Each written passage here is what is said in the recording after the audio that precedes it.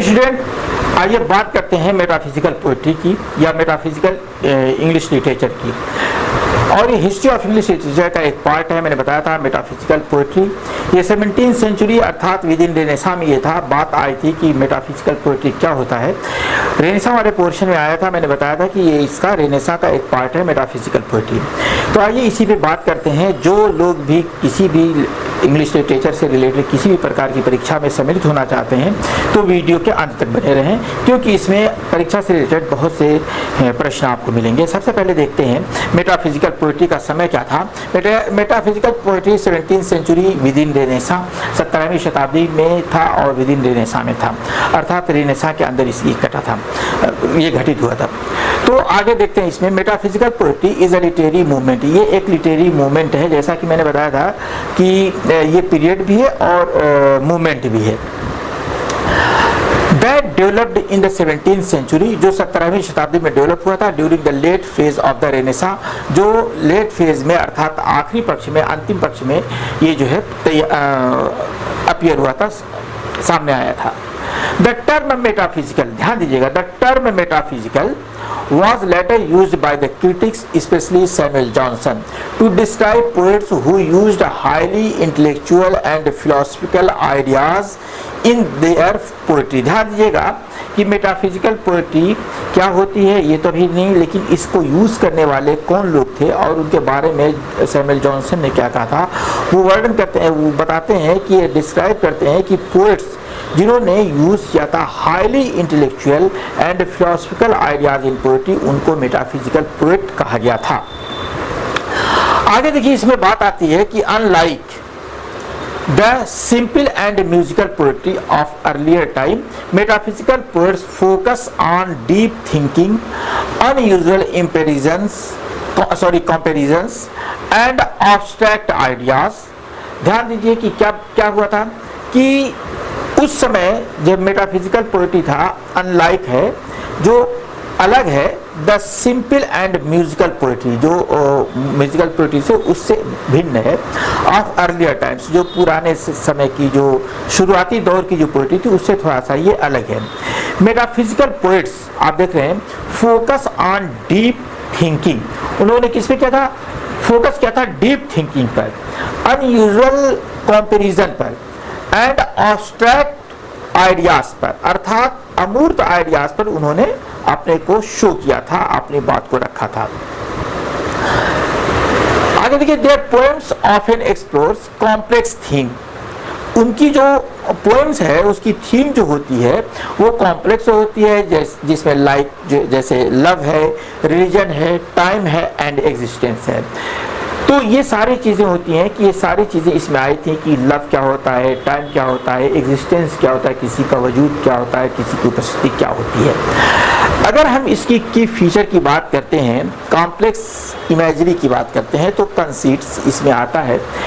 सबसे important complex imagery क्या होता है, metaphysical poets are famous for their use of conceits which are extended. जो कंसीट होता है अर्थात एक समझ वाली चीज होती है, उसको ये कहता है, कंसीट के माने यहाँ पर समझ के है कि एक कॉम्प्लेक्स होता है और ये जो कंसीट्स होता है इसमें कुछ ऊंची बातें लिखी जाती हैं और ये इस तरीके की समझ होती है जो समझ जो है आदमी को अहंकार तक लेके चली जाती है।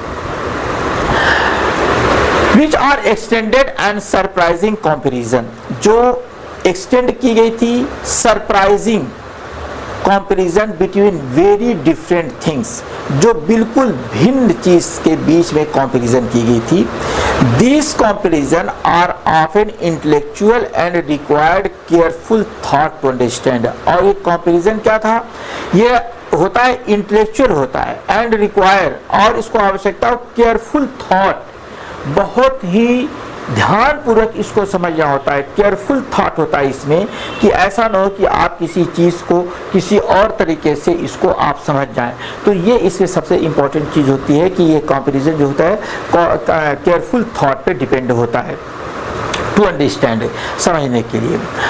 आगे देखिए क्या कहता है, फिलोसफिकल एंड इंटेलेक्चुअल टोन, इसमें सबसे इंपॉर्टेंट चीज होती है philosophical and intellectual tone. The poetry, आगे कहता है, the poetry is more about thinking than feeling. Poetry में किस चीज को शामिल किया जाता है? थिंकिंग को शामिल किया जाता है। देन फीलिंग, समझ एहसास नहीं किया जाता है बल्कि इसको जो है समझा जाता है, सोच पर आधारित होती है। इट कंबाइंस लॉजिक, सबसे इंपॉर्टेंट चीज आती है इसमें लॉजिक दिया जाता है, रीजनिंग दी जाती है, तर्क दिया जाता है, एंड आर्गुमेंट, और इस पर एक बहस दी जाती है। Often presenting ideas in clever and analytical ways, और इसमें जो आइडियाज होते हैं वो बहुत चतुराईपूर्ण होते हैं और एनालिटिकल रूप में दिए जाते हैं। ये मेटाफिजिकल पोएट्री की ये विशेषताएं हैं कि ये एक इंटेलेक्चुअल लोगों की इंटेलेक्चुअल पोएट्री होती है, अर्थात ये सोचने पे आपको मजबूर करती है और उसकी एनालिसिस करने पे आपको मजबूर करती है कि what happen in the poetry. ये बहुत इंपॉर्टेंट चीज़ है और उसको एनालिसिस करने का एक नया तरीका देती है, बल्कि उसको ये कहती है कि एक क्लेवर एनालिसिस देती है, एक चतुराईपूर्ण जो है उसका मूल्यांकन किया जाता है। थीम क्या होती है? Theme of love and religion. Love is the treated not just as emotion but as logical and philosophical concept है। ये क्या होता है कि लव को इन्होंने किस तरीके से शो किया है कि love is the treated, love को ट्रीट किस तरह से किया गया है? एज इमोशन, एक इमोशन भावना के रूप में इसे ट्रीट किया जाता है, but as a logical and philosophical concept, इसे एक लॉजिक के रूप में भी दिया जाता है, एक फिलोसफिकल कॉन्सेप्ट भी दिया गया है, इसे एक दार्शनिक विचार भी दिया गया है। ऐसा नहीं कि केवल इसको इमोशन से जोड़ दिया गया, नहीं, इसका लॉजिक भी है और फिलोसफिकल कॉन्सेप्ट भी है। Similarly, religion themes explore the relationship between the human and God. इसी तरीके से religious themes शो करती है, प्रस्तुत करती है या खोज करती है, तलाश करती है किसको? The relationship between humans and God. मनुष्य और गॉड के बीच में कौन सा रिश्ता, इसको भी बताती है।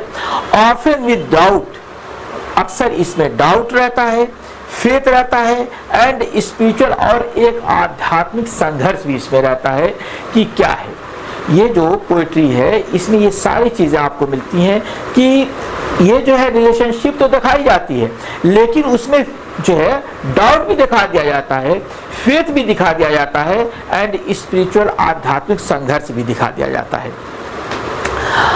आगे बढ़ते हैं, जैसा देखते हैं मेजर ऑथर्स एंड वर्क्स। दोस्तों, इस तरीके की वीडियोस के लिए आप लिट लाइन बाय दिलशाद को सब्सक्राइब कर लीजिए, बेल आइकन प्रेस कर लीजिए ताकि आपको नए नोटिफिकेशन मिलते रहें।